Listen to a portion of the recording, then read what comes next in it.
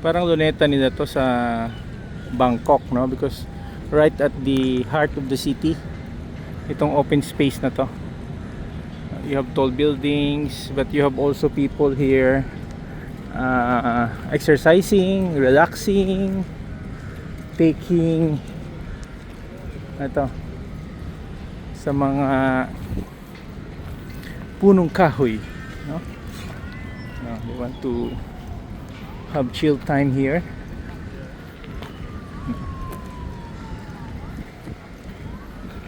Tayo. Portion, ayun, no? Maganda, oh. Nag-exercise here. Pwede ka magpa-relax. May mga joggers also here. Ano?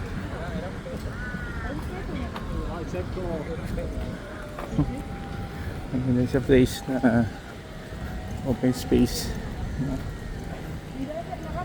You have also tourists here.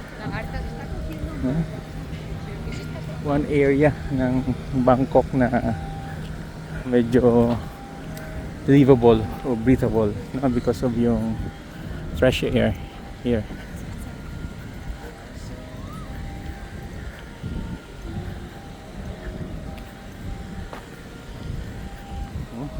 Tingin sa loob niya.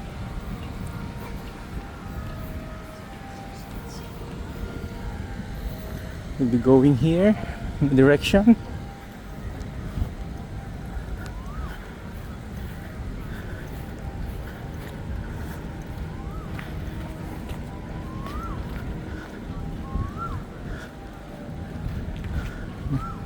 Maganda kasi dito may tubig, no? Unlike yung sa Luneta natin. And they have one way also to cool the surroundings, yung area.